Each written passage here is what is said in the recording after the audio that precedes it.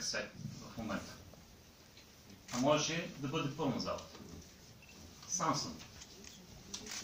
Така че отговарям за действията си и категорично не съм съгласен, доктор Алчовски, в заключенията, които и специално определенията, които сте написали в докладната, некомпетентно ръководство, неадекватни управленски решения. Ето, това са думите, които ме карат тотално да не съм съгласен.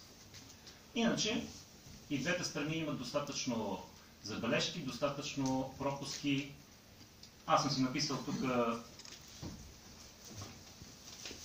доста факти, някои бяха изтъкнати. Едно нещо, което е най-важното. БКС е дружество в много добро финансово състояние в момента. До края на 2016 година дружеството е с положителен финансов резултат и това е потвърдено от всички документи, които до сега са издавани.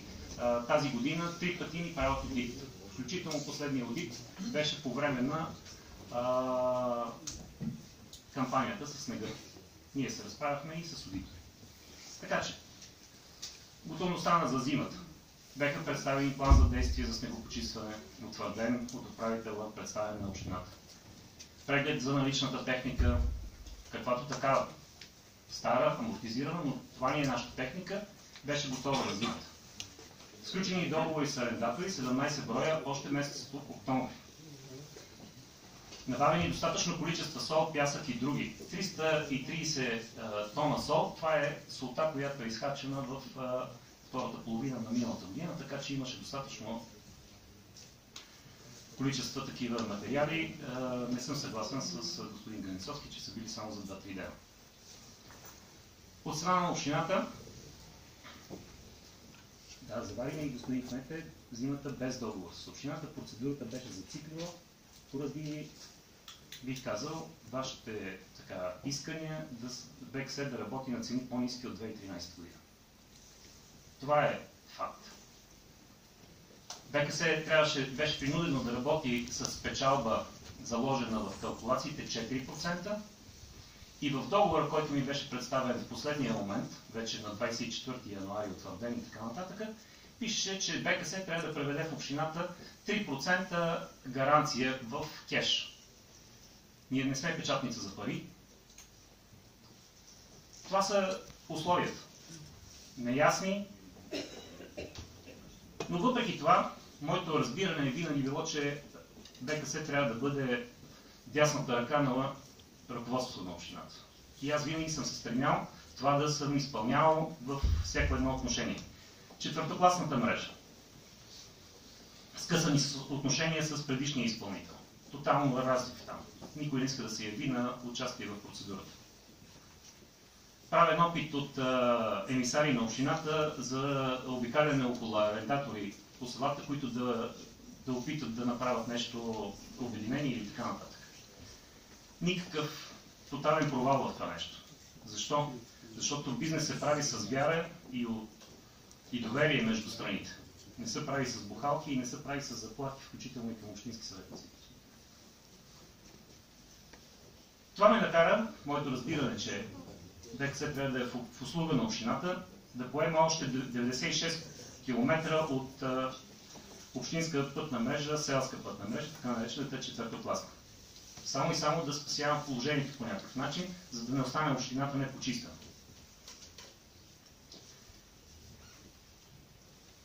Готовност от страна на и Общинския съвет, разбира се. План сметката, която се гласува в края на месец декември, за снегопочистването е с 220 000 лева по-малко от план сметката за 2016 година. Да, има някакви необходимости, има някакви запълвания на дупките, но защо точно от машинното снегопочистване? Това е изписано в проекто, ето го, това са двата проекта решения за план сметката от 2016 и 2017 година. От 2 години, ето тук отново категорично не съгласен с изказването на господин кмета. Той, както винаги обича така от трибуната да ви облъчва. От 2 години очакваме целевия трансфер за издължаване на 250 000. Това е целеви трансфер за закупуване на специализирана техника. Това не е субсидия, обаче искам да потвърдя. Това не е субсидия от общината към дружеството, а това са изработени пари от БКС. Едното е средства вложени в общежитието в Студентския град. Има решение на Общинския съвет от 2011 година. Протокол 28.6.2011 година. Ето това е решението. Тези средства да бъдат изплатени на дружеството.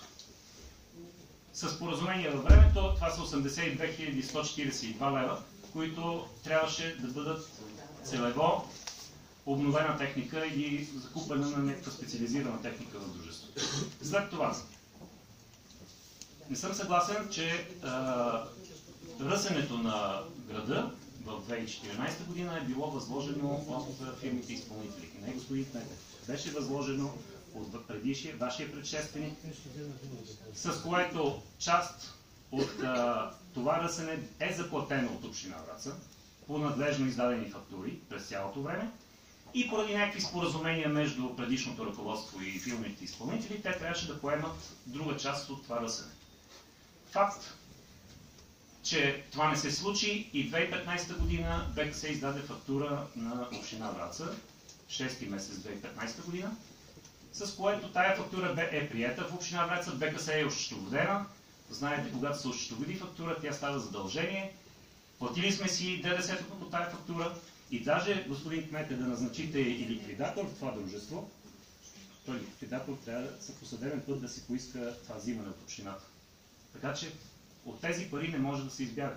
Те ще бъдат през съдебен път поискани. По време на самия снеговалеж. Да, истина е. Аз предния ден преди прогнозата, още на 4-ти, отидох и пред секретарката на господин Петър, защото той беше зет и не можеше да му приеме, но пред секретарката изявих, че в край на кращата трябва да направим някакъв щаб по снегопочистване, за да може това да се счита като възлагане на БКС, защото ние реално нямахме договор. А все пак да не стане както с ръсенето. Така че направи се щаб, оттам вече поехме задължението за снегопочистване и, както казах, с каквото разполагахме, с това излезахме и с това работехме.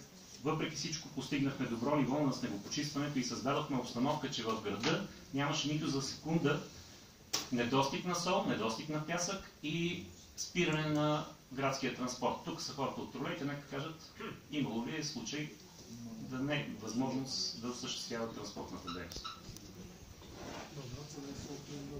Няма да допусна, ето тук го заявявам, да бъда набеден за всички прояви на недълновидност и пропуски от страна на общината, съответно и от страна на Общинския съвет.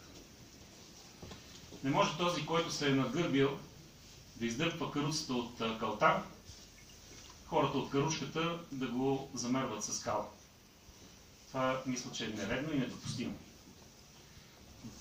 Така че призовавам ви да отсъждате по съвест, но категорично не съм съгласен с тези определения.